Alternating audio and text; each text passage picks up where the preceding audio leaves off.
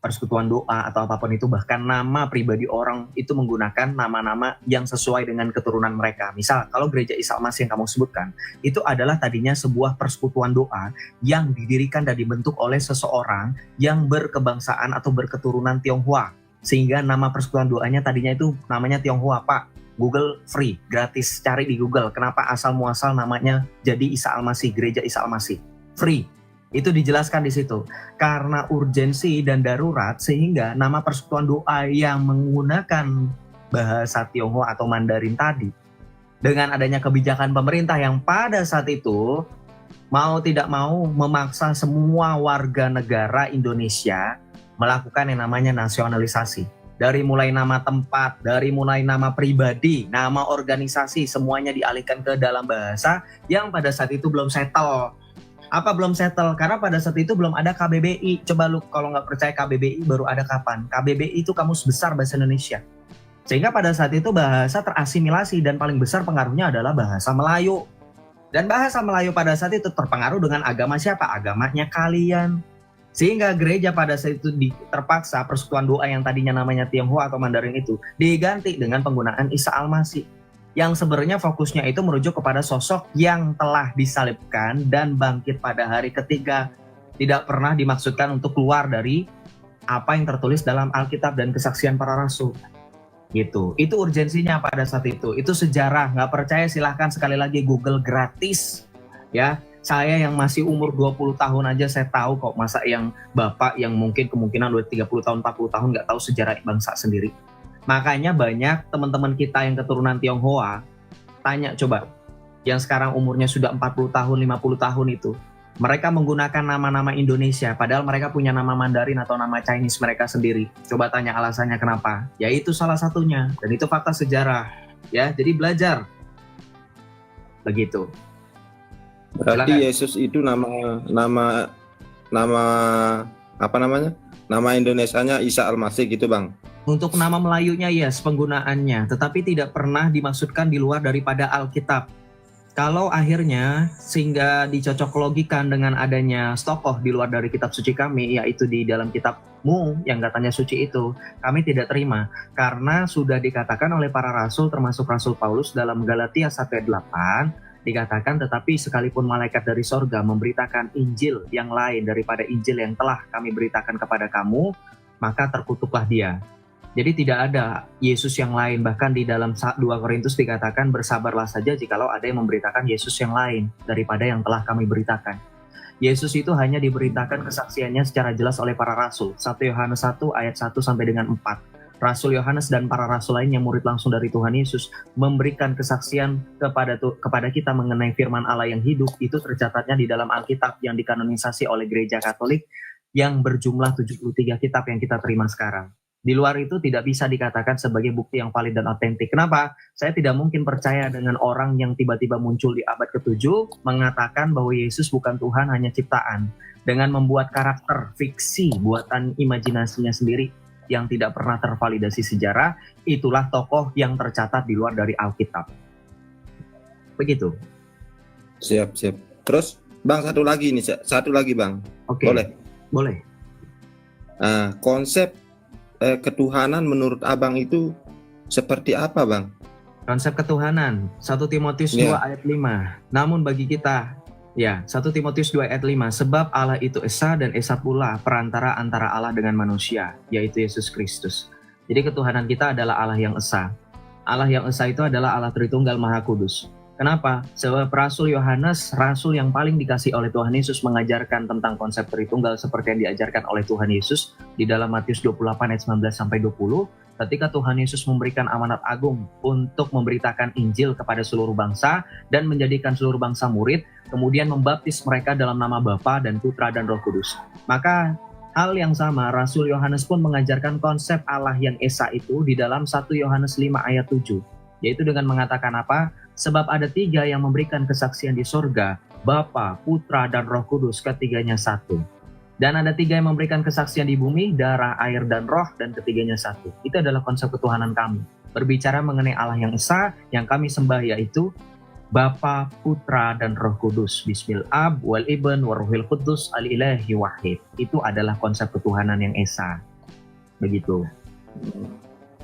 Satu digabung menjadi tiga gitu Bang ya. Nggak ada satu digabung Atau jadi tiga, nggak ada gabung-gabungan. Tiga menjadi pribadi dalam satu satu gitu. hakikat. Nggak ada saya bilang digabung-gabung. Jangan berasumsi sendiri. Jangan kemudian menyulitkan otak Bapak yang sudah sulit gitu.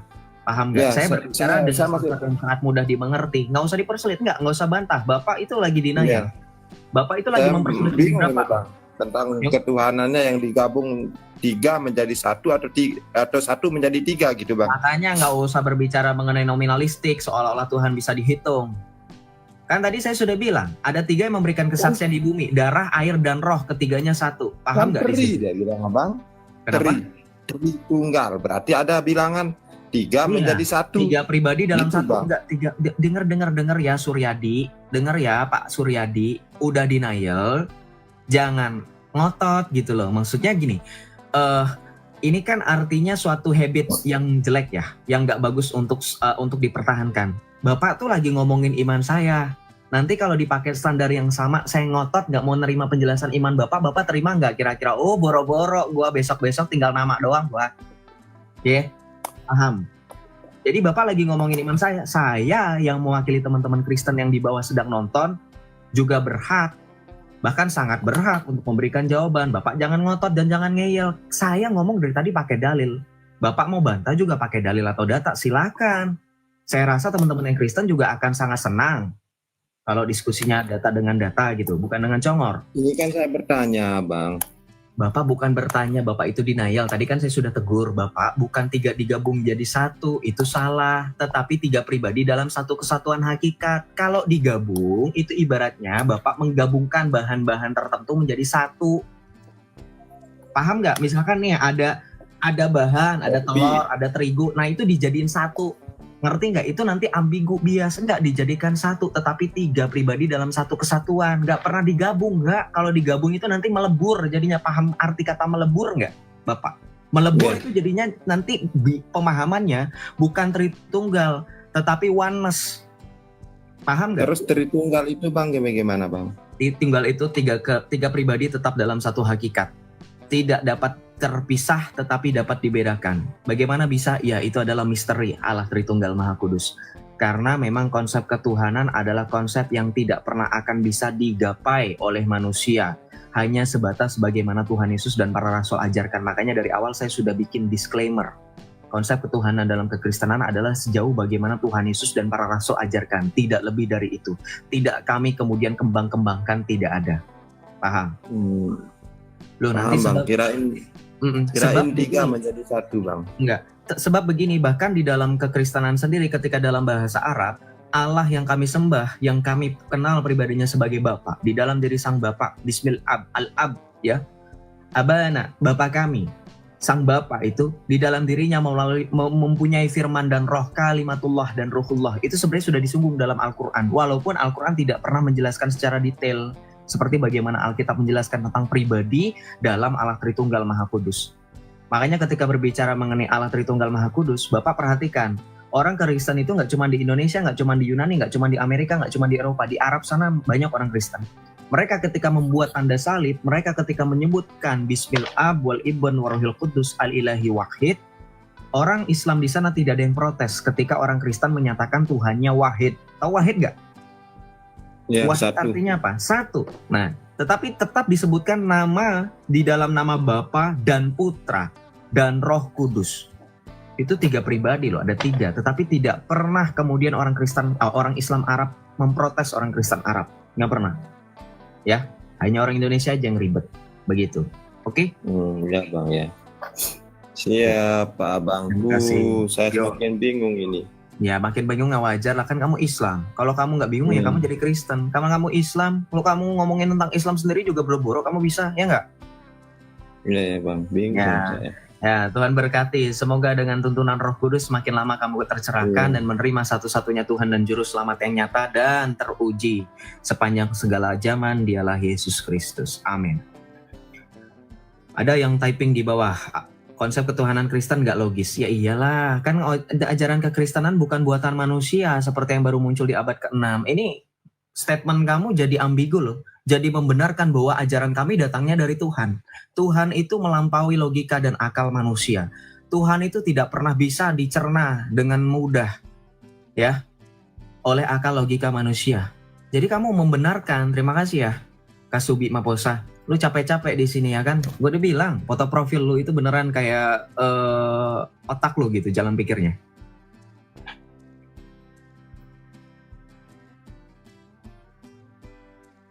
Kalau bisa dimasukkan dalam logika, itu sama saja buatan manusia, benar nggak? Contoh, kamu bisa membuat handphone. Kenapa? Karena bisa dimasukkan logika, bisa diuji nalarnya, ya.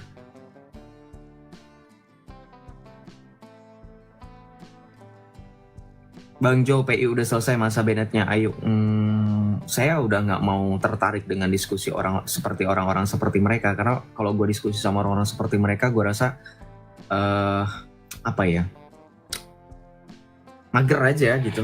Ngapain? Nggak ada isi. Kita doa dulu ya teman-teman ya, supaya nggak lupa. Ini udah mulai agak lupa-lupa. Untung ada yang ngingetin tadi satu orang. Terima kasih tadi kakak yang mengingatkan. Kita berdoa dulu teman-teman. Mari kita tinggalkan sejenak, kita berhenti sejenak dari segala kegiatan yang dilakukan oleh teman-teman sekarang, yang tap-tap layar, yang komentar, kita fokus dulu. Kita satukan hati dan pikiran kita bawa dalam doa, supaya apa yang kita kerjakan berkenan di hadapan Tuhan dan Juru Selamat kita. Bismillah, wal ibn, waruhul kudus, alillahi wahid, amin. Abana alladhi fis samawat, liyataqaddas ismuk, liya'ti malakutuk, litakun masyiatuk, kama fis sama'i kadzalika 'alal ard, atina khubsana kafafa yaumina, wafir lana khatayana kama nahnu nafir laman khata'a ilaina, wa la tudilna fit tadrib, lakin najina min asyirir, li anna laka al-mulka, al-quwwata, al-majd lil-abadi lahirina. Assalamu alayki ya Maryam, ya mumta'aliyatan ni'amah rabbu ma'aki, mubarakatun anti fin nisa'i wa mubarakatun samrat batniki sayyidina Yesu al-Masiyah. Ya qaddisa Maryam, ya walidatullah, sholli li ajlina nakhnu khatal al-an wa fi sa'ati mautina, amin. Al-majdu lil ab wal ibn warhul qudus al-an wa kulla awanin wa ila tahirina, amin. Bismillah wal ibn warhul qudus al-ilahi wahid, amin. Kita lanjut ya teman-teman. Kristen ke Islam-Islaman, Islam yang ke Kristen-kekristenan. Kenapa? Karena kekristenan sudah ada lebih dulu sebelum kalian. Kalian aja yang mainnya kurang jauh ya. Tidur mulu sih, bentur-benturin kepala mulu sih ke tanah. Makanya kalian nggak pernah punya kesempatan untuk pergi jalan-jalan karena terlalu pusing. Akhirnya kalian memilih untuk rebahan, tiduran. Begitu, ya nggak? Oke, kita lanjut. Salve semuanya, salve. Shalom Naserding, selamat malam. Ya, selamat malam Yosef. Dari Islam atau dari Kristen? Saya Islam. Akidah atau manhajnya apa? Saya ahli sunnah wal jamaah. Ahli sunnah wal jamaah yang dipakai oleh konsep Abu Hasan al-Asy'ari atau Ibnu Taimiyah? Karena keduanya Abu Hasan al-Asy'ari. Ya, Abu Hasan al-Asy'ari, silakan. Ya, begini ya, Yosef. Anda dulu Muslim. Ya. Ya, begini. Coba Bang, Islam itu sangat suaranya agak kencang dikit soalnya di aku suaranya nggak terlalu kedengeran. Iya. Islam itu sebetulnya bukan bermula di zaman Nabi Muhammad. Bahkan Islam itu bukan lebih muda daripada Kristen. Kristen itu sebetulnya adalah kesinambungan daripada kesesatan.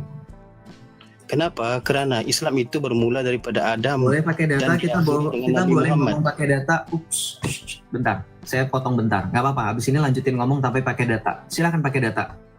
Boleh, ngomong mau 10 jam, mau 20 jam, mau seharian, saya persilakan pakai data ya, silakan. Jangan iya aja, dilaksanakan.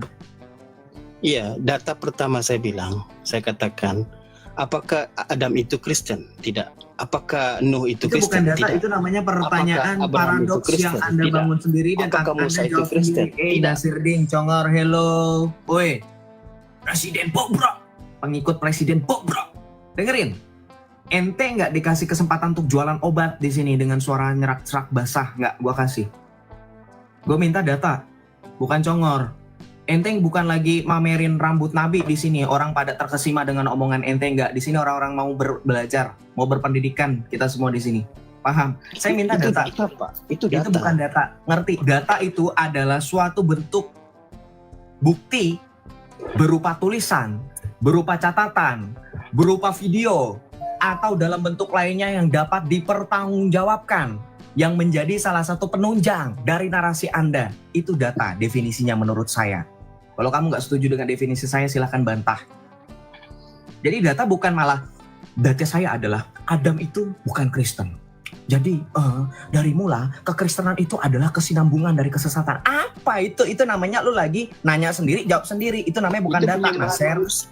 Nggak ada. Data itu kamu buktikan. Contoh, menurut para sejarawan, seperti saya bisa kutip seorang tokoh yang terkenal yang diberi nama Bamber Gascoigne. Kita tahu beliau bukanlah seorang Islam. Beliau mengakui bahwa Adam adalah seorang Islam dalam bukunya yang berjudul Halaman.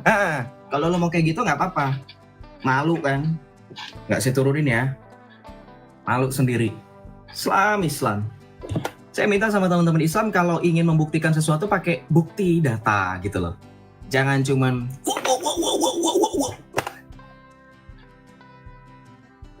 Ini Indonesia emas tahun 2045 loh, 20 tahun lagi. Jangan malah membuat kita semua cemas, bukan emas ya. Oke.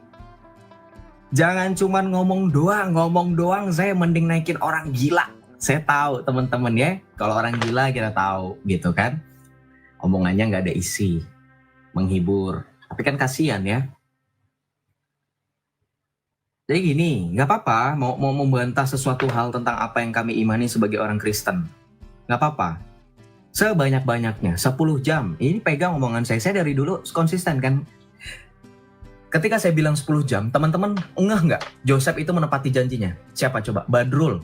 Sejam, satu setengah jam full. Live Joseph cuman ngomong sama Badrul doang, berduaan doang loh. Itu full data. Data balas pakai data. Ya, ketika temukan data bantahan, mendengarkan pihak yang sedang berbicara. Itu namanya berdiskusi. Ya. Jadi kalau dalam berdiskusi, bukan besar-besaran suara. Ya, tapi nggak ada isi, nanti sesuai dengan pepatah, tong kosong nyaring bunyinya, gitu ya. Kita lanjut. Iya, Tuhan lu aja nggak mengakuin lu, kata siapa? Abigail Faranca. Fake. Kita lanjut. Kristen Tuhannya Theos, bukan Allah. Silakan buktikan di atas Om Priklas. Jadi jangan cuma typing aja sekali lagi. Anakku Yosef, saya umur 60 tahun, bolehkah berbicara jangan terlalu cepat, Nak? Saya susah ngikut bicaranya. Iya. Masalahnya kalau saya berbicaranya pelan-pelan, lama-lama, maksudnya ini kayaknya udah normal deh. Maksudnya harus gimana nih, teman-teman? Ini udah normal kan? Maksudnya pembicaraan masih normal kan? Saya cepat tergantung dengan konteks. Kalau kayak tadi itu kan lagi bercanda, nggak usah diseriusin kayak tadi tuh. Wow, itu kan lagi bercanda. Masa, wow, saya harus bilang gitu? Enggak lah. Tergantung konteks. Kalau lagi menjelaskan pun saya akan pelan-pelan kalau diminta. Ya. Kita lanjut. Lama-lama stres Joseph Onan ini. Iya, kalau saya menghadapi orang-orang seperti kaum-kaum yang ada di dalam imanmu, ya saya stres lah. Kita semua stres. Gak cuma saya, kamu pun bisa stres. Karena itu kan dalam sekumpulan dengan kamu, ya nggak? Good, akhirnya kamu mengakui. Yang kayak gitu bisa bikin kita, mohon maaf, stres. Gitu, kita lanjut ya. Salam, selamat malam Herman. Sapa dong, kami di... Halo, iya. Iya, silakan. Pas lo sorban kau itu. Ini bukan sorban, ini namanya, ya bukan sorban. Saya kasih tahu aja. Apa nyamar-nyamar seperti domba kau itu? Enggak menyamar-nyamar seperti domba, salah kebalik. Nyamar seperti Paulus kau itu. Ya, terus. Nyamar bukan sorban, jangan malu ya. Jangan ini bukan sorban, namanya Herman. Herman.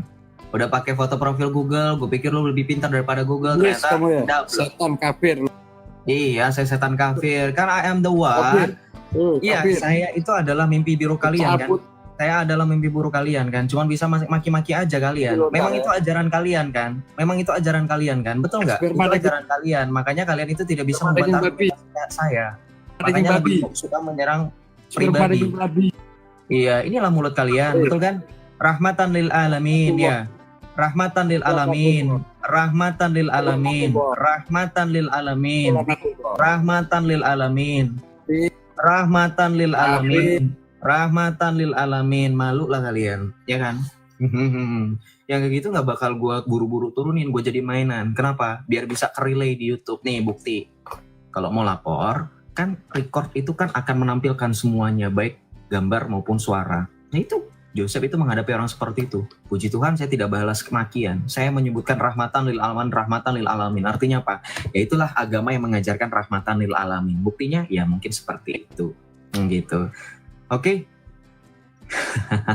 Hilang identitas nggak hilang? Identitas saya masih ada tuh di dompet saya. Kenapa?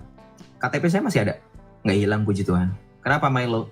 Saya sudah bilang sama teman-teman, boleh mengklaim sesuatu, ini punya saya, misalkan nih, saya kasih tunjuk ya. Ini misalkan, oh ini kipas saya Joseph. Oh iya, buktinya mana? Ini ada struknya pembelian. Oh ini pembelian kipas, 1 buah kipas ya, gambar Mario The Bros ya.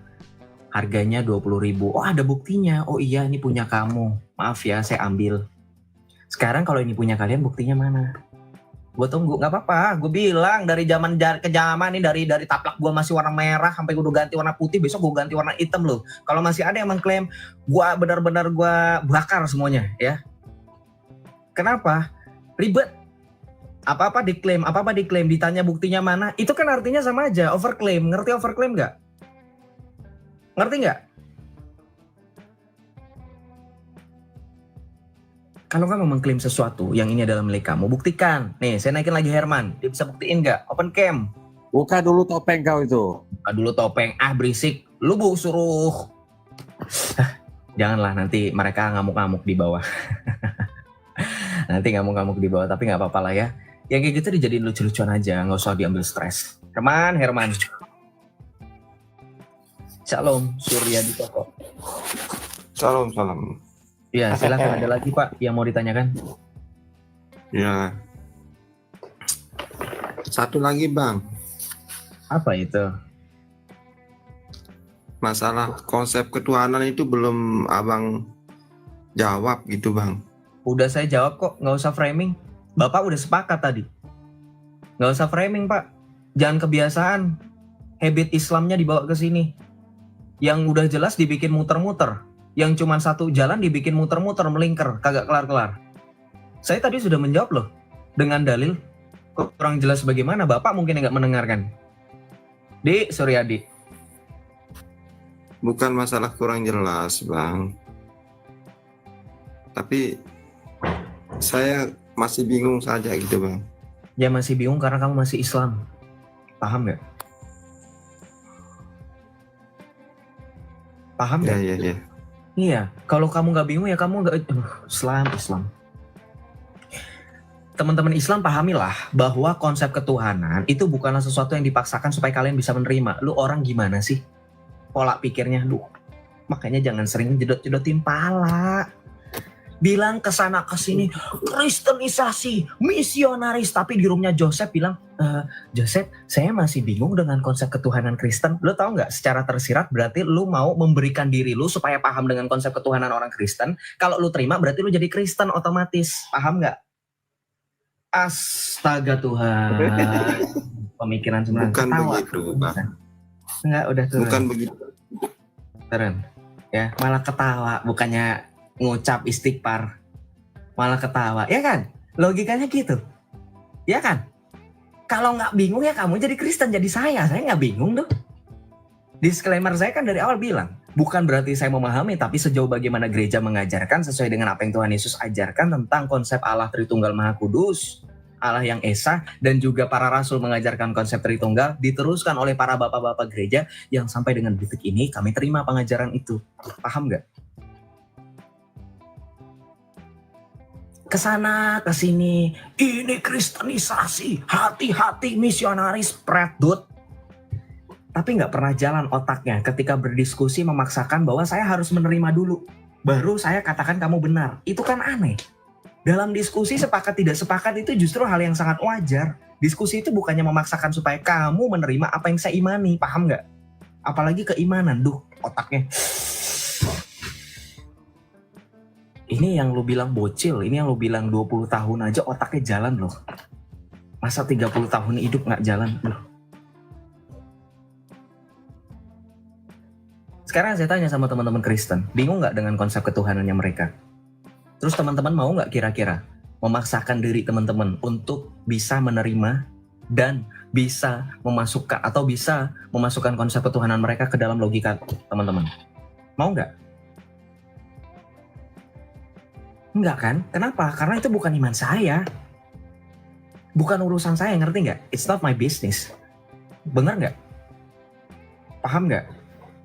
Jadi bukan artinya memaksakan, Konsisten dong, konsisten. Kalian anti dengan kristenisasi dalam tanda kutip, tapi jangan memberikan kemudian penafsiran atau asumsi atau bahkan penggiringan opini yang jelas-jelas sering dilakukan oleh oknum-oknum seperti Pak Suryadi di live saya terutama, yang secara tersirat ingin supaya sama seperti kami pemikirannya, nggak bingung lagi. Paham?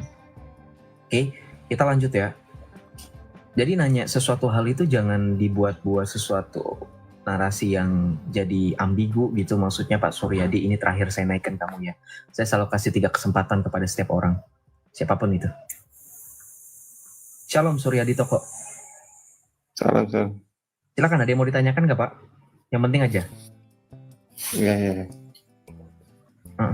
Ada Bang satu lagi nih, masalah Yesus itu yang ketika disalib itu dia menjadi Tuhan, atau sebelum lahir dia sudah menjadi Tuhan, Bang? Sudah dari sananya dia adalah Allah itu sendiri. Fil bad'i kanal kalimatu wa kanal kalimatu indallah wa kanal kalimatullah. Pada mulanya, perhatikan, kalimat yang digunakan pada mulanya sudah ada firman. Jadi sudah dari kekekalan sudah ada sang firman. Kenapa? Itu nanti di dalam Wahyu 1 ayat 8 dikatakan, akulah yang awal dan akhir, kata Tuhan Yesus. Al-awalu wal-akhiru itu adalah salah satu nama-nama lain daripada Tuhanmu yang tercatat di dalam kitabmu yang katanya suci, yang disebut dengan istilah Asma'ul Husna, yang ada 99 nama. Jesus Christ has already declared that himself is the beginning and the end, the Alpha and the Omega. Al-awal wal-akhiru itu adalah Yesus. Maka ketika ditanyakan hakikat Yesus sudah dari kapan, sudah dari kekekalan sampai kekekalan dia ada. Dia adalah firman Tuhan yang maha kuasa, yang awal dan yang akhir. Maka Yesus sendiri sudah beberapa kali menyatakan dan tercatat di dalam Alkitab. Contoh di dalam Yohanes 8 ayat 58, Tuhan Yesus mengatakan, sebelum Abraham ada, aku sudah ada. Yohanes 17 ayat 5 dikatakan oleh Tuhan Yesus, kemuliaan yang ada di dalam hadirat Sang Bapa telah dimiliki oleh Tuhan Yesus sebelum dunia dijadikan atau sebelum segala sesuatu ada. Maka Yesus adalah Allah itu sendiri yang sebelum segala sesuatu ada, dia sudah ada. Paham?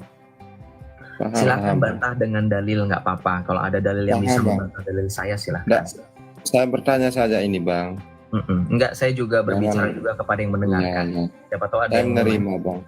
Berarti Yesus sama Allah itu satu ya, Bang ya? Yesus itu adalah Allah, bukan Yesus sama Allah. Yesus itu adalah Allah. Hakikat Yesus itu ilahi yang kita sebut dengan Allah, al-ilah. Ilahi itu Allah, al-ilah yang artinya disembah. Jadi bukan nama. Allah itu bukan nama. Allah itu gelar. Tuhan itu gelar.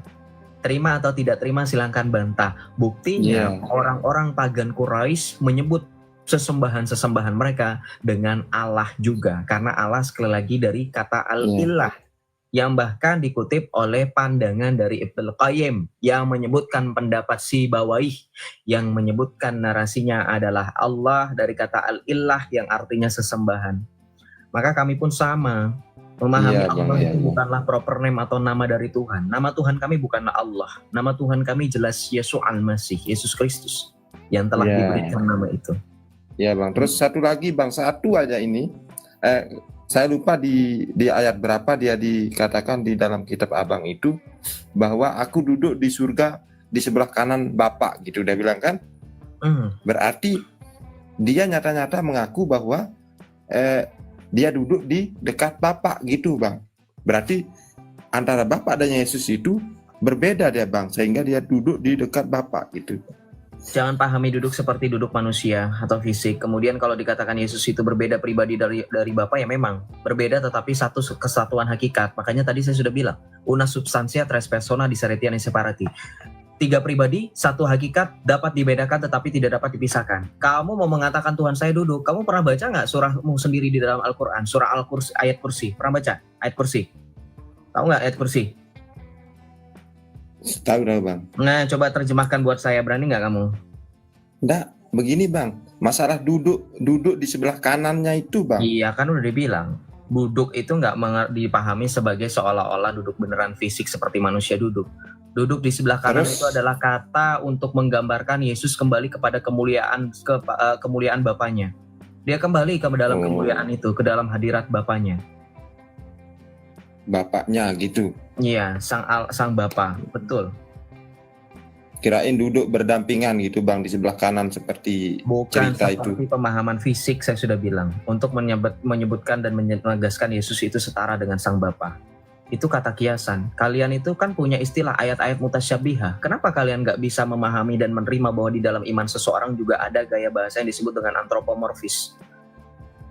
Saya ini kan Sama. bertanya juga bang. Ya, ini saya menjawab. Ya bang ya. Berarti bukan duduk ya bang ya. Bukan duduk secara fisik dipahaminya, bukan. Siap bang. Terima kasih abangku. Terima kasih juga, Tuhan berkati. Ya, oke, selamat malam. Di surga hanya Yesus yang bisa dilihat, di dalam Bapa tidak bisa dilihat. Kita melihat keadaan Allah dalam sebenar-benarnya dalam 1 Yohanes. Sebelah kanan artinya kekuasaan, kekuatan. Ya, sama seperti perumpamaan. Saya adalah tangan kanan Bapak Presiden. Saya bukan tangan kanannya beneran, saya bukan tangan kanan yang ini. Tapi dalam bahasa perumpamaan, saya adalah orang kepercayaan. Paham?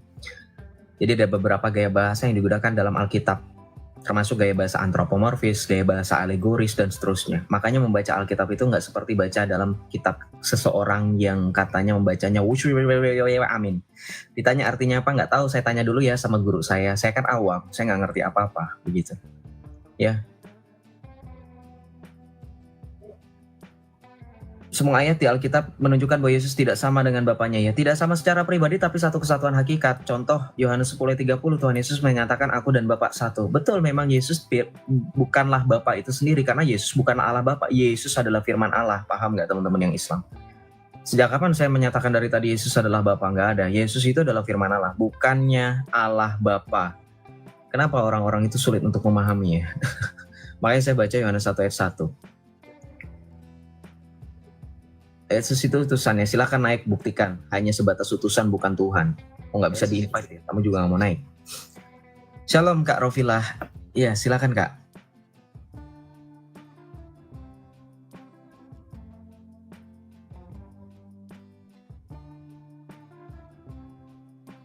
Nggak kedengeran Kak suaranya.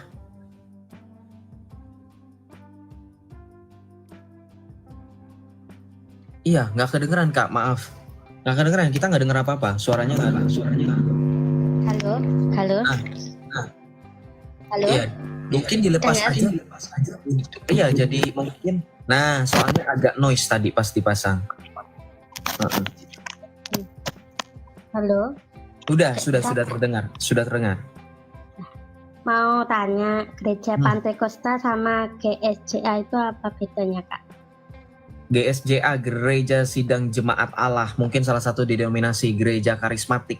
Ya, setahu saya ya, atau gereja Pantekosta juga. Saya nggak begitu memahami karena itu bukan gereja saya. GSJA itu denominasi dari mana ya? Dia karismatik atau Pentakosta? Protestan. Dia dari gereja Protestan. Kenapa Kakak bertanya itu? Enggak, soalnya kan rumahku kan dekat gerejanya tuh ada dua. Ada dua, Pantekosta sama GSJA. Nah, saya bingung, pernah masuk ke situ dulunya. Oh, iya, kalau dua-duanya sama-sama dari Protestan, sama-sama gereja Protestan, mereka masuk denominasi Protestan, tapi nanti dibagi lagi mungkin aliran yang Pentakostal dan juga yang satu lagi ini GSJA ini mungkin karismatik atau ya? Jawi Witan loh kayak ya, Jawi Witan itu loh. Oke, itu GKJW, Gereja Kristen Jawi Wetan. Kan kalau di tetanggaku itu kan saya pernah masuk di gereja ini. Kalau nggak salah itu Jawi Witan gitu loh. Tapi gerejanya itu tulisannya GSJA gitu. Oh, GKJW itu masuk dalam Protestan, dia masuk dalam gereja Reform itu. Gitu. Dia kalau di itunya masuk gereja Reform dia. Harusnya ya, Oh. karena Calvinis dia, setahu saya. Nggak begitu memahami sih, soalnya banyak banget saya harus belajar juga kan tentang iman Katolik itu lebih fokus dan lebih mendalam. Jadi mohon maaf ya teman-teman, bukannya saya nggak mau jawab, nanti saya salah jawab gitu. Itu part of Christianity, itu sebagai komunitas gerejawi Protestan gitu. Oh. Kakak ini Kristen apa Katolik? Saya Kristen Katolik. Kristen Katolik. Mm-mm. Kalau ya campur sih. Kalau tetanggaku ada Katolik, ada Kristen. Tapi kalau Katolik itu gerejanya sendiri, kalau Kristen gerejanya sendiri. Iya, kalau berbicara Kristen sendiri, Katolik juga adalah Kristen. Maka yang benar itu Kristen Katolik dan Kristen Protestan gitu. Kenapa ini ada orang ini? Saya naikkan aja gitu. Jadi kalau di dalam kekristenan itu Katolik itu sebagai sumber, Protestan dan Ortodoks adalah sebagai hasil dari Katolik yang memisahkan diri yang oleh karena waktu itu gereja mengalami permasalahan gitu. Tapi sekarang kami dalam proses persatuan, baik dengan Protestan maupun dengan Ortodoks. Itulah kesatuan yang diinginkan oleh Tuhan Yesus, dan itulah hikmat Roh Kudus yang diberikan kepada orang Kristen yang percaya bahwa Roh Kudus adalah Roh yang mempersatukan. Sebab nanti ditunggu kekristenan akan kembali menjadi satu seperti semula Tuhan Yesus mendirikan gereja gitu. Itu sesuai dengan berarti firman Tuhan. Kakak itu tahu ya lagunya apa itu? Hidup ini adalah kesempatan. Itu tahu? Tahu. Hidup ini adalah kesempatan. Hidup ini untuk melayani Tuhan. Jangan sia-siakan waktu yang Tuhan beri. Hidup ini harus jadi berkat. Itu kan? Oh Tuhan, pakailah hidupku selagi aku jadi kuat. Nah itu. Itu kenapa lagunya? Nggak apa-apa, saya kan suka lagunya sama perisaiku itu. Lagunya ada dikit yang saya hafalin. Apa itu? Bagus kalau hafal lagu-lagu rohani, karena lagu-lagu rohani memang adalah salah satu lagu yang menyentuh dan bisa membuat orang terjamah hatinya. Berangkat dari hal-hal yang seperti itu, kita tidak dapat menutup kemungkinan bahwa karya Tuhan juga bekerja dengan cara-cara yang seperti itu gitu. Banyak orang-orang Islam dan teman-teman saya Islam itu banyak yang suka lagu rohani. Ya kita nggak tahu kalau misalkan memang Tuhan bekerja dengan cara-cara seperti itu. Bukan berarti kami kristenisasi ya, enggak. Tergantung, kalau memang hanya sekedar suka lagunya, tidak sampai mengimani, ya itu kan nggak jadi masalah, terserah. Tapi ya itu tadi, kita tahu bahwa Tuhan bekerja dalam segala sesuatu, dan segala sesuatu yang dimaksudkan adalah termasuk melalui karya-karya seperti lagu gitu. Karena dengan lagu mungkin orang lebih memahami maknanya, lebih meresapi, lebih kemudian tersentuh gitu kan, dengan tambahan-tambahan melodi dan alunan musiknya gitu. Gitu sih. Ada lagi mungkin? Ya kan saya kan sering nyanyi lagu itu, tapi sama teman-temanku dibully gini. Kalau bully saya tuh, awakmu ki Islam kok nyanyi nih lagu nih wong Kristen, nggak oleh ngono kuwi. Jadinya sapa nggak oleh kono nih. Iya, walaupun saya bukan orang Jawa tapi saya mengerti dikit-dikit, nggak apa-apa. Silakan lanjut Kak. Ya gitu tak saurin apa tuh. Kan saya sering kok nyanyi lagunya rohani itu sering diejek sama temanku gini loh. Profila kok Islam nyanyi lagunya wong Kristen, emang nggak boleh lah. Wong bebas, maksudnya lagu nyanyi rohani itu kan bebas, nggak udah harus Kristen kan, nggak toh. Lo wong Islam ya oleh nyanyi. Iya, nggak apa-apa. Kalau dibully ya biarkan aja orang-orang itu membuli, kan orang-orang tersebut tidak memahami dan mengerti perasaan kakak gitu. Semangat ya kak. Kita juga di bawah pasti teman-teman bantu doa supaya kak Profila dikuatkan dan diteguhkan.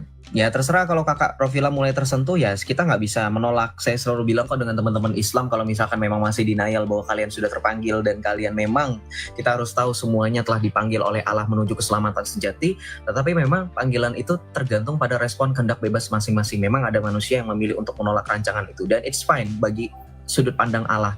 Karena Allah tidak pernah memaksa. Semuanya kemudian harus patuh dan tunduk, seolah-olah Allah itu tidak akan mau ya memberikan berkat kalau kamu tidak percaya kepadaku. Enggak, kita baca dalam Matius 5:25, Tuhan Yesus bilang bahwa Bapamu yang di sorga menerbitkan matahari bagi orang yang benar maupun orang yang tidak benar. Artinya berkat itu tetap diberikan, tetapi alangkah baiknya seperti bentuk ucapan dan ungkapan dari rasa syukur yang telah kita terima berkat dari Tuhan, itu adalah untuk mengalami persatuan yang abadi dan sejati dengan memberikan diri kita untuk percaya dan kemudian dibaptis. Itu makanya saya bilang bahwa nggak apa-apa gitu, kita nggak bisa memaksakan orang-orang di luar sana yang jiwa-jiwanya sudah terpanggil gitu Kak Rofila. Dan jangan pernah merasa bahwa orang-orang Kristen ketika mendoakan kakak itu artinya kami memaksakan. Enggak, kami mendoakan itu sebagai bentuk rasa kasih sayang kami. Artinya kami juga mau supaya teman-teman di luar sana yang belum dalam satu persekutuan dengan kami itu supaya juga bisa segera gitu loh, diharapkan. Tapi balik lagi, terlepas dari itu kita tidak pernah memaksakan gitu Kak Rofila. Ya kan, masa orang Islam nggak boleh nyanyi lagunya orang Kristen? Memang dosa, kan ada dalilnya tuh. Maksudnya kalau nyanyi itu nggak ada dalilnya. Oh, kamu nyanyi itu dosa, kan nggak ada dalilnya. Nggak ada.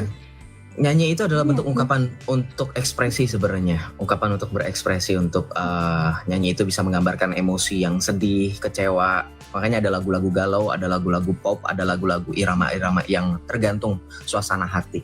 Tapi terlepas dari itu ya, saya coba mengingatkan bahwa kita semua telah dipanggil oleh Allah menuju keselamatan sejati, karena Allah yang kita sembah, yang kita kehendaki sesuai dengan 1 Timotius 2 ayat 3 sampai dengan 4 menyatakan dirinya bahwa inilah yang berkenan di hadapan Tuhan Allah dan Juru Selamat kita, yaitu yang menghendaki supaya setiap orang diselamatkan dan memperoleh pengetahuan akan kebenaran. Yes, absolutely. Karena sedari mula Yesus mau supaya kita semua menerima pemberitaan Injil. Itu sebab di dalam amanat agung Tuhan Yesus memerintahkan kepada para rasul, pergilah dan jadikanlah semua bangsa. Gak pernah Yesus bilang pergilah dan jadikanlah beberapa orang di antara bangsa untuk menjadi muridku. Itu baru kalian bisa katakan hanya beberapa saja terpilih. Tetapi kata Yesus sudah jelas mengatakan semua bangsa, artinya tanpa terkecuali. Mau itu bangsa Batak, mau itu bangsa Sunda, mau itu bangsa Betawi, mau itu bangsa Arab, mau itu bangsa Eropa, mau itu bangsa bahkan orang-orang Eskimo di Antartika, yang ternyata kita tahu fakta bahwa beneran ada gereja di Antartika, gereja Katolik di Antartika. Itu adalah fakta bahwa semua bangsa harus menjadi murid Tuhan Yesus karena kita supaya mengalami kesatuan. Karena keselamatan itu harus diberitakan dan kita semua percaya keselamatan itu Allah kehendaki untuk semua orang. Tapi tetap dengan free will, dengan kehendak bebas. Makanya kita tidak berbicara mengenai takdir yang ada di iman saya yang lama atau di iman kakak. Kurang lebih seperti itu. Ya Kak, tapi kan boleh kan saya kan Islam. Kalau misalnya nyanyi lagunya orang Kristen itu boleh. Gak apa-apa ya Kak? Gak apa-apa, orang ya? Kristen gak ada yang demo kok. Nggak ada yang demo, bukan karena kami kemudian secara ada yang kemudian mikir itu karena kalian senang aja, nanti karena ini enggak, kami mau kalian mau nyanyi mau enggak, kami nggak jadi masalah. Kenapa? Nggak ada kerugian atau keuntungan ketika dinyanyikan oleh orang-orang di luar dari kami, atau tidak ada kerugian. Karena yang namanya menyanyi, memuji, memuliakan Tuhan harus dengan sukarela, harus dengan kerelaan hati.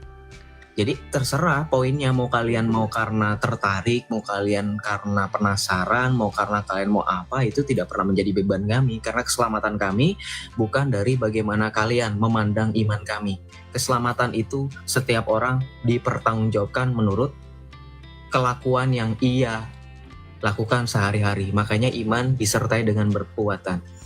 Kita dibenarkan oleh karena iman. We are justified by the faith, not faith alone, atau not faith only. Karena Alkitab mengatakan kita juga mempunyai bukti atas iman, yaitu perbuatan. Hukum kasih adalah salah satunya. Kamu mengasihi Tuhan Allahmu dengan segenap pikiran, dengan segenap akal budi, dan segenap jiwamu, dengan bukti bahwa kamu melaksanakan perintahnya, terutama dalam hukum kasih, yaitu kamu memberikan kasihmu kepada orang-orang yang membutuhkan kasih. Dengan apa? Seperti kata Tuhan Yesus, barang siapa melakukan kepada saudaranya yang paling hina ini, sesungguhnya ia telah melakukannya kepadaku. Apa lakukan apa? Memberikan makan, memberikan tumpangan, memberikan pakaian, dan seterusnya. Itu adalah iman yang disertai dengan perbuatan.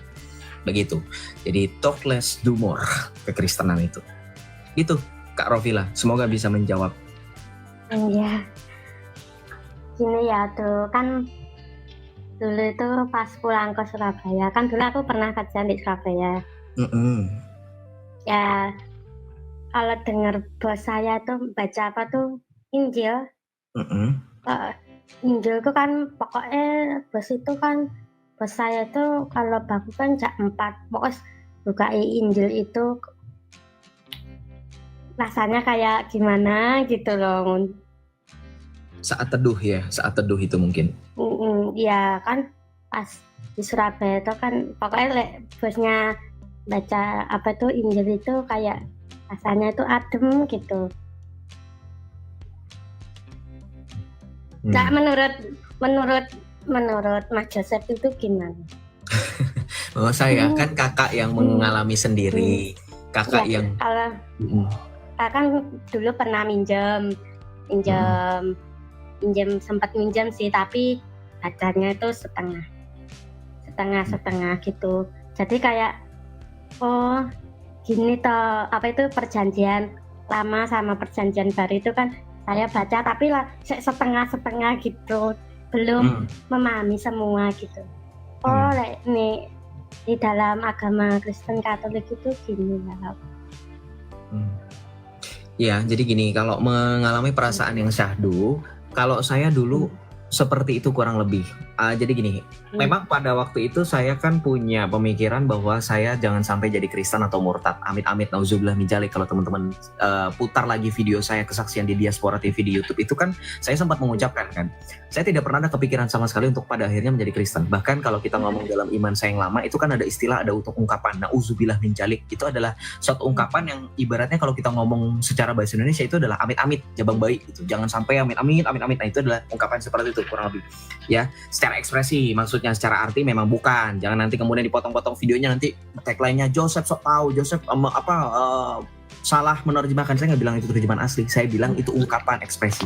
Nah, kemudian kalau kakak mengalami hal seperti itu, ya kita tidak menutup kemungkinan itu mungkin salah satu jalan bagi Tuhan untuk membuktikan bahwa kuasanya mengalir melalui pembacaan yang kakak dengar. Karena memang Alkitab mencatat di dalam Alkitab dituliskan apa?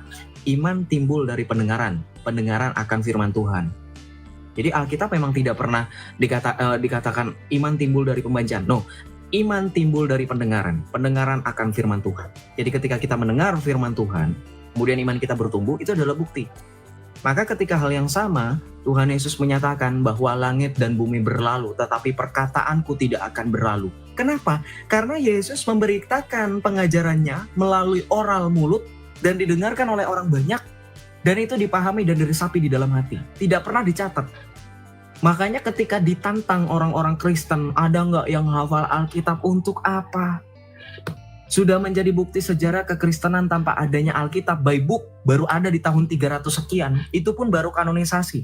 Belum ada mesin cetak. Mesin cetak baru ada di abad 16, abad 15. Artinya masih banyak minim orang yang pada saat itu sudah pernah membaca Alkitab dari kitab Kejadian sampai Wahyu. Tapi karena mereka iman timbul akan dari pendengaran akan firman Tuhan yang dikotbahkan, dibacakan, yang diberikan oleh pengajaran-pengajaran itu dari para rasul, dari para murid Tuhan kita Yesus Kristus secara langsung, maupun dari bapak-bapak gereja yang diberikan amanat juga yang sama seperti bagaimana para rasul, makanya orang Kristen bisa bertahan. Sekali lagi, Alkitab baru ada di kanonisasi, itu tahun 300-an. Coba bayangin, 300 tahun orang Kristen sudah terbiasa tanpa ada Alkitab by book. Artinya apa? Firman Tuhan yang diwahyukan dengan inspirasi Roh Kudus melalui tangan-tangan para nabi-nabi seperti Musa, Obadya, Yehezkiel, Perjanjian Lama, kemudian ke Perjanjian Baru kita kenal Markus, Matius, Lukas, kemudian Yohanes, Rasul.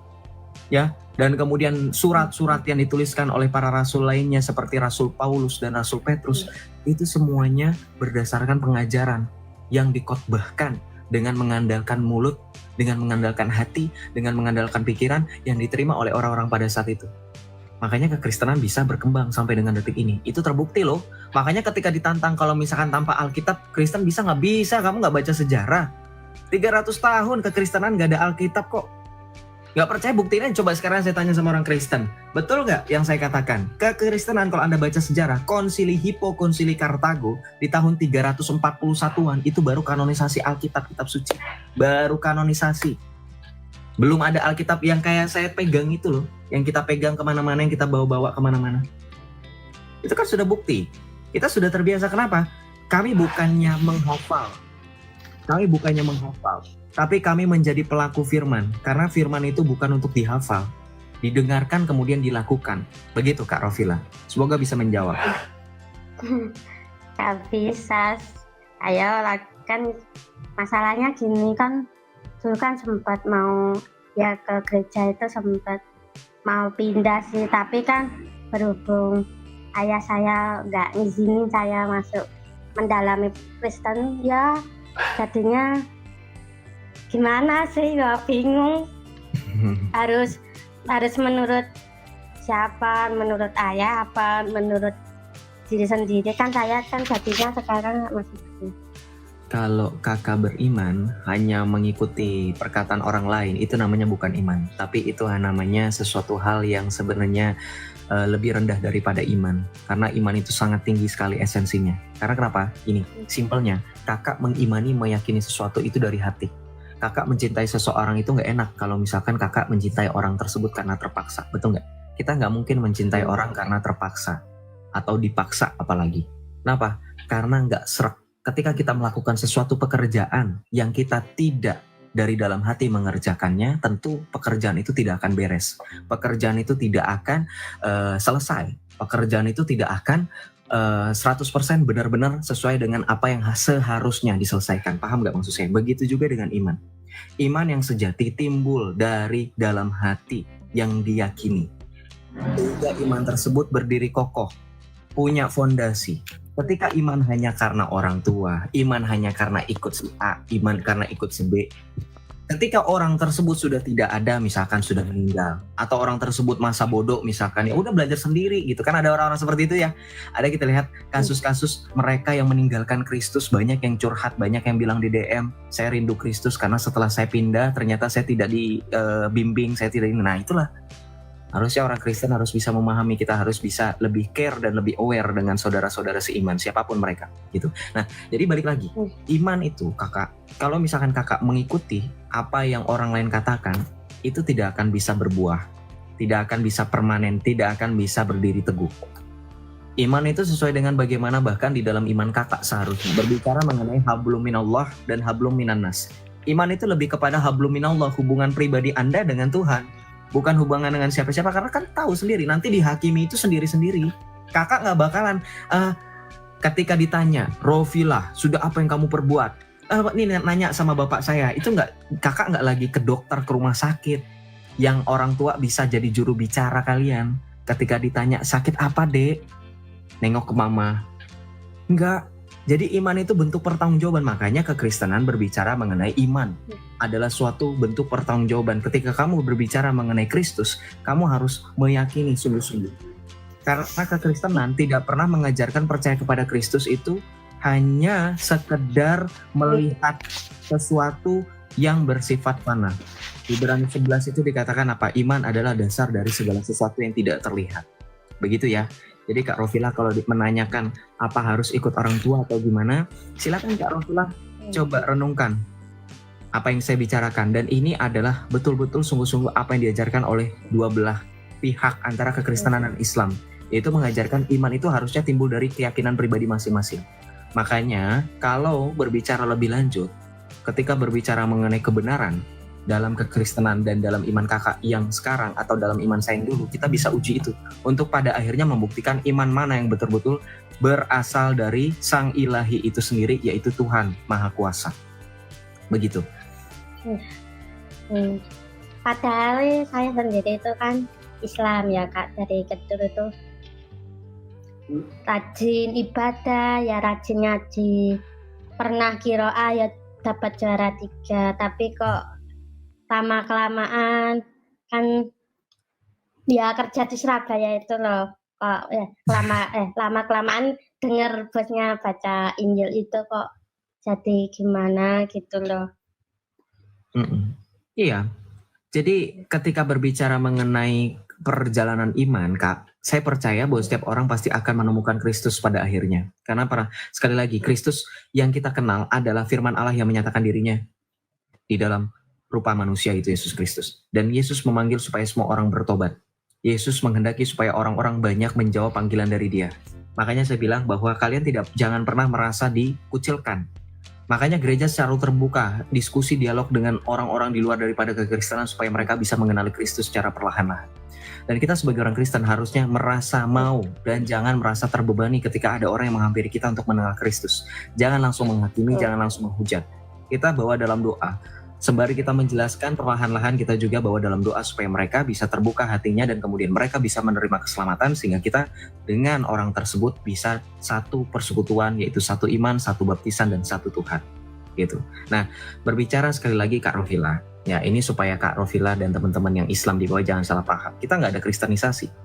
Saya nggak sedang mempengaruhi, ayo Kak Rovila baptis, ayo Kak Rovila baca 1 patah 2 patah kalimat yuk, aku percaya Yesus Tuhan, tidak ada selain Yesus. Nggak. Itu iman yang sana, itu iman saing dulu. Kekristenan berbicara mengenai iman, itu harus dibuktikan. Makanya sekali lagi, Tuhan Yesus mengajarkan semua orang untuk belajar dulu, dimuridkan dulu. Kan dikatakan di dalam Matius 28 ayat 19-20. Pergilah dan jadikanlah semua bangsa muridku. Dimuridkan dulu baru dibaptis. Ya, Kak Rovila. Jadi kalau mau mengikuti Kristus harus sungguh-sungguh. Jangan GR. Kami tidak akan memaksa baptis. Baptis itu nggak semudah itu. Baptis harus pengajaran dulu. Harus katekisasi atau katekumen. Kalau dalam gereja Katolik 1 tahun minimal. Bisa lebih kalau misalnya tergantung bagaimana kakak. Konsistensi dan komitmen kakak. Ada orang yang bahkan 4 tahun. Katekumen baru dibaptis. Banyak itu di luar sana. 2 tahun, 3 tahun, 4 tahun. Banyak lebih bahkan. Ya tergantung konsisten dan komitmen. Kalau lancar, kalau baik-baik aja, there's no problem. 1 tahun sudah bisa baptis, sudah bisa krisma, dan sudah bisa komuni pertama. Itu disebut dengan sakramen inisiasi. Ya, begitu. Doain aja Kak. Iya, kita doakan. Boleh. Kan soalnya butuh waktu. Kan nggak semudah gitu ya Kak. Kan betul. Saya pribadi itu ya percaya nggak percaya gitu loh. Maksudnya kan butuh memahami Yesus itu siapa, orangnya gimana, kan saya kan perlu memahami gitu. Amin, betul. Ya udah, kalau mau didoakan, boleh saya doakan kakak sekarang sama teman-teman. Iya. Boleh. Iya. Tidak, kita doakan dulu aja teman-teman ya. Mari kita satukan hati dan pikiran kita bawa dalam doa, dalam nama Bapa dan Putra dan Roh Kudus. Amin.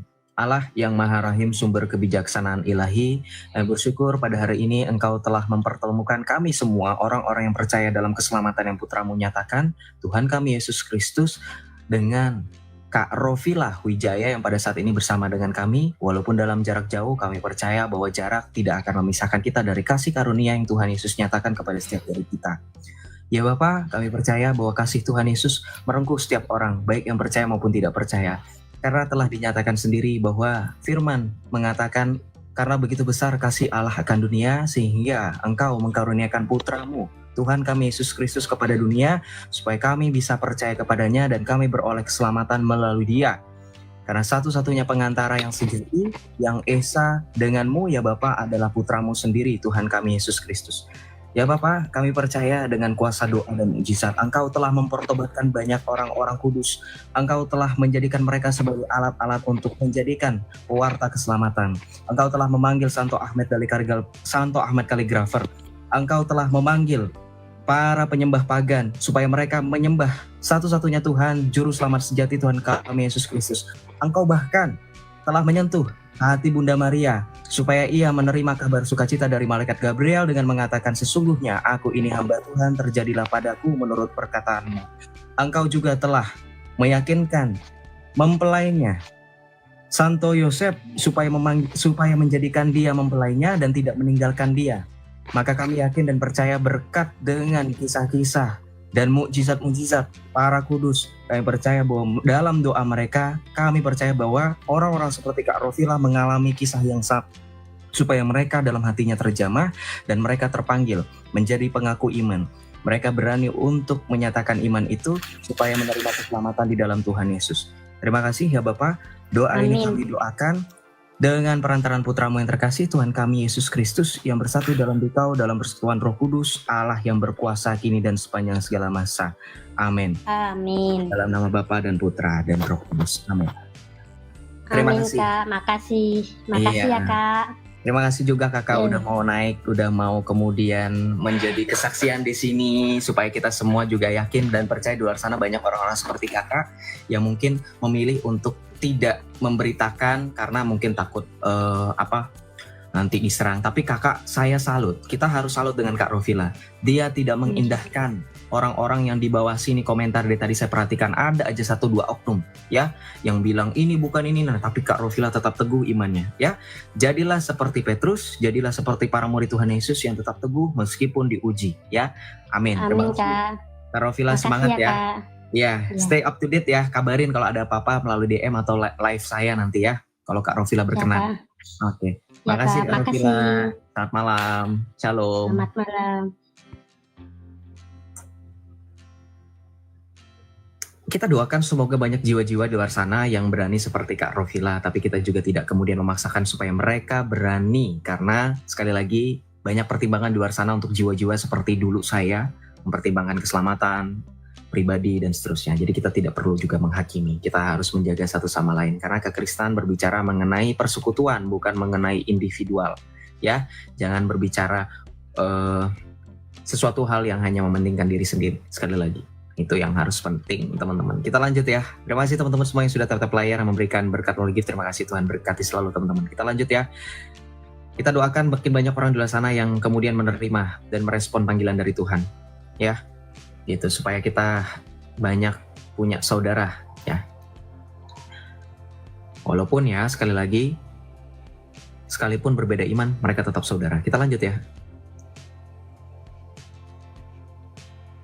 Doain gue dong Joseph, batin gue lagi sakit, gak lolos CPNS. Ya kita doakan untuk orang-orang yang dalam pergumulan, yang mereka mengalami kekecewaan, jatuh dalam pengharapan yang tidak pasti, bahwa mereka memiliki mimpi tetapi mimpi mereka mungkin belum terwujud saat ini. Kita doakan semoga waktu Tuhan selalu yang terbaik dan pasti ada rencana Tuhan. Kita percaya bahwa selalu ada pelangi setelah badai yang berlalu. Kita percaya Tuhan bekerja dalam segala sesuatu hal, maka usahakan apa yang Tuhan kehendaki dengan pekerjaan dan doa. Ora et labora, doakan dan juga kerjakan. Doakan apa yang kamu kerjakan dan kerjakan apa yang kamu doakan supaya balance ya, seimbang.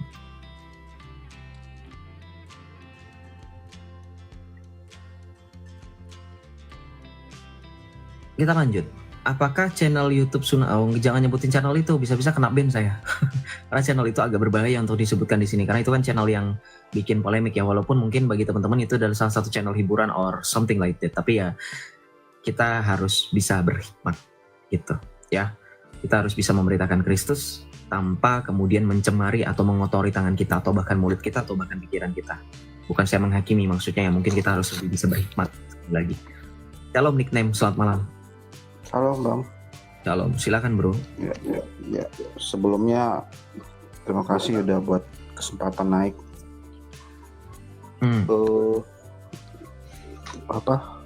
Kalau dari pribadi saya cukup hebat lah, jiwa-jiwa seperti abang yang masih muda tapi udah mendalami agama, udah bisa memberikan sukacita, berita kesenangan gitu kan. Hebat Bang bisa seperti itu. Amin. Puji Tuhan ya.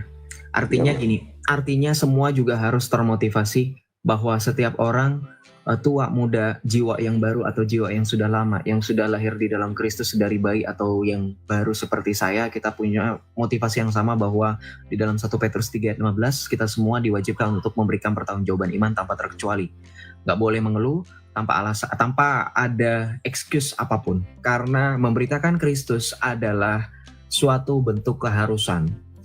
Saya tidak bilang bahwa teman-teman harus menjadi pengkhotbah jalanan, gak harus, karena saya selalu bilang memberitakan Kristus itu dengan style masing-masing, tetapi tetap sesuai koridor atau SOP. Dalam artian jangan seenak jidat, jangan kemudian menafsirkan sendiri Alkitab atau bahkan sampai mengajarkan Kristus yang lain. No, saya harap jangan seperti itu, tetap sesuai dengan pengajaran gereja, hanya saja stylenya. Contoh, saya sering bilang Memberitakan Kristus kepada keluarga saya itu bukanlah suatu hal yang kemudian teman-teman gambarkan saya kumpul di depan keluarga kemudian saya bawa Alkitab. No, saya ketika menggunakan kalung salib, ketika saya membuat tanda salib sebelum berdoa, baik itu doa sebelum makan atau ketika saya ingin berkendara dan apapun itu adalah bentuk penginjilan. Karena mungkin dari mereka akan timbul pertanyaan yang ditanyakan, kenapa seperti itu? Kenapa harus dengan tanda salib? Apakah salib itu tanda kemenangan? Kenapa orang Kristen itu simbolnya salib? Itu adalah langkah pertama kalian memulai untuk memberikan pertanggungjawaban iman. Karena pertanggungjawaban artinya kalian memberikan bukti atas apa yang kalian imani. Apakah kalian benar-benar sebagai pengikut Kristus? Kalau kalian benar-benar pengikut Kristus, kata Tuhan Yesus apa? Barang siapa menyangkali aku di hadapan manusia, ia akan kusangkali di hadapan Bapakku yang di sorga. Itu jangan sampai karena kalian merasa, oh saya nggak tahu apa-apa makanya belajar. Bukan saya so pinter ya, kita semua punya karunia yang sama, saya percaya itu. Memang betul, ada orang yang diberi karunia renangnya jauh, larinya pace-nya jauh dan segala macam. Tapi karunia untuk bisa memberitakan Kristus saya percaya semuanya sama. Kenapa? Karena saya yakin setiap orang percaya pasti sudah dari sananya membentuk suatu bangunan yang kokoh dan bangunan itu didasari kepada Kristus dan para rasul. Jadi kalau mau tetap kokoh harus tetap ada yang namanya maintenance. Bangunan apapun itu butuh namanya maintenance, pemeliharaan. Kalau nggak dirawat, kalau nggak diperhatikan, kalau nggak di attention to detail apa-apa saja yang sudah mulai rapuh, lama-lama ambrol. Itulah yang membuat orang-orang di luar sana, bukan kita menghakimi ya, jadi merasa jauh dari Tuhan. Bukan menghakimi sekali lagi. Nah itu makanya dari sekarang kita harus sadar untuk yang namanya selain bangunan atau benda-benda, kita juga perlu maintenance dalam rohani kita. Gitu ya. Belajar sejarah, banyak baca Alkitab ya. Jangan cuma dibaca tetapi juga dilakukan. Kemudian juga belajar sejarah-sejarah gereja, belajar mengenai heresiologi, ajaran-ajaran yang dikutuk oleh gereja. Jadi ketika teman-teman berhadapan dengan ajaran yang baru muncul di abad ke-7, kalian tidak heran kenapa pada akhirnya Santo Yohanes Damaskus mengatakan mereka sebagai iman yang telah dibuang oleh gereja. Gitu, ya. Begitu bro nickname. Silakan, ada lagi yang mau ditambahkan atau mau ditanyakan lagi, silakan. Gini, untuk beberapa tahun ini menurut saya banyak cobaan di kehidupan saya kan Bang. Oke. Terus yang saya mau nanyakan,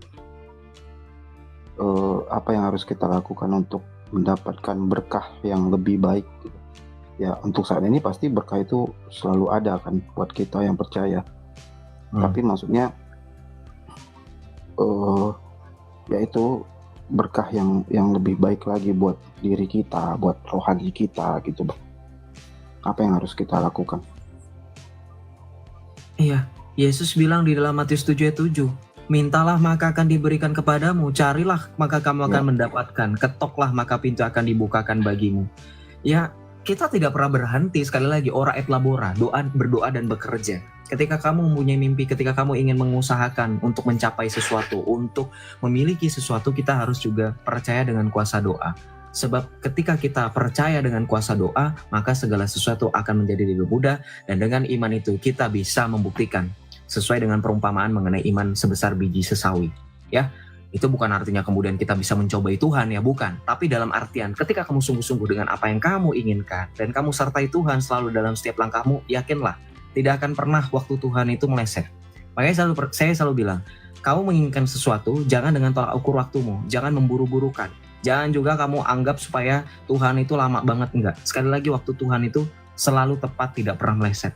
Kadangkala ketika kita mikir, kayaknya kemarin memang saya pikir saya harus punya sepatu baru di bulan Januari. Tetapi ketika Tuhan baru memberikan rezeki atau baru memberikan jalan bagi saya untuk membeli sepatu, ternyata sepatu saya baru rusak, benar-benar rusak di bulan Februari. Ternyata ada hikmahnya supaya sepatu saya yang baru ini nggak nunggu lama gitu. Supaya benar-benar rusak dulu. Maksudnya dalam pemikiran, dalam kasus yang simpel dan sederhana seperti itu, kita bisa memetik pelajaran yang berharga. Bahwa segala sesuatu itu pasti tepat waktunya. Dan ingat, berkat Tuhan itu tidak pernah dengan tolak ukur manusia, seolah-olah Tuhan memberikan berkat itu dengan penghitungan manusia. Nggak bisa dihitung dengan perhitungan manusia, teman-teman. Jangan pernah menghitung dengan dalam artian logika yang kemudian teman-teman nyatakan Tuhan itu membatasi berkat itu. Jangan, ya. Ya, sama kayak istilah indah pada waktunya gitu ya Bang ya. Betul. Ya. Betul sekali. Gitu. Ada lagi yang mau ditanyakan? Kalau tidak ada mungkin kita Ya, berikan itu aja Bang. Oke. Terima kasih banyak. Terima kasih. Salam. Tuhan Yesus memberkati juga. Shalom. Tetap semangat ya. Tuhan Yesus memberkati. Kita lanjut. Kenapa pada minta naik? Iya, sabar. Ya, baik teman-teman, itulah tadi diskusi yang sangat luar biasa sekali dari Joseph dan juga para polemikus. Banyak topik yang mereka bahas, diskusikan, dan di situ Joseph sangat luar biasa ya dalam menjawab pertanyaan-pertanyaan dari para polemikus itu, di mana dia memberikan banyak sekali data ataupun perspektif, tidak hanya dari Alkitab tapi juga dari buku-buku yang dia baca. Bahkan kadang-kadang dia menunjukkan jawaban dia itu berdasarkan dari kitab orang sebelah. Dan bisa kita lihat juga bahwa Joseph sangat menguasai pembicaraan, dia menguasai diskusi karena dia memiliki banyak pengetahuan dan juga pemahaman tentang kitab suci Alkitab. Dan yang anehnya lagi adalah para polemikus ini ketika mereka bertanya tentang Alkitab, mereka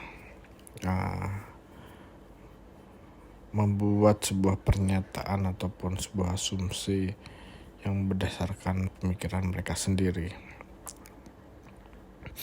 di mana mereka tidak pernah benar-benar mencari, mendalami tentang apa yang mereka sedang tanyakan itu di dalam Alkitab, sehingga pertanyaan mereka ataupun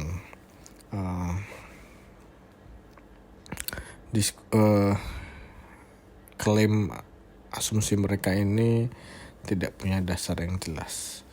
Tidak ada dasar yang meyakinkan dari sebuah pernyataan mereka ini. Sehingga sifatnya hanya sebuah tuduhan yang sangat liar dan menjadi sebuah blunder buat mereka sendiri ya. Karena ketika mereka melakukan itu ya mereka menjadi sebuah menjadikan diri sendiri seperti tidak memiliki pengetahuan, tidak memiliki pemahaman yang jelas, dan justru mereka terlihat tidak kompeten dalam hal itu. Dan ya itulah yang sering terjadi di kalangan para polemikus, di mana mereka menanyakan sesuatu tapi tidak punya dasar yang jelas, tidak punya dasar yang meyakinkan dari pernyataan mereka itu. Dan kita perlu sadari hal itu ya, karena banyak sekali pertanyaan mereka yang berdasarkan pemikiran mereka sendiri, tidak ada entah dari mana mereka menyimpulkan hal itu, mungkin dari orang yang bilang sama mereka ataupun dari ceramah-ceramah. Ya itu yang sering terjadi ya teman-teman di kalangan para polemikus. Mereka tidak mendalami hal yang ingin mereka tanyakan itu terlebih dahulu. Dan kita bersyukur Joseph sangat dipenuhi Roh Kudus, karena dia bisa menjawab, bisa memberikan argumen yang baik dari semua yang sudah dia jawab ya. Dan itu menjadikan setiap pertanyaan bisa dijawab dengan sangat baik oleh Joseph, sehingga tidak ada lagi keraguan ataupun kebingungan.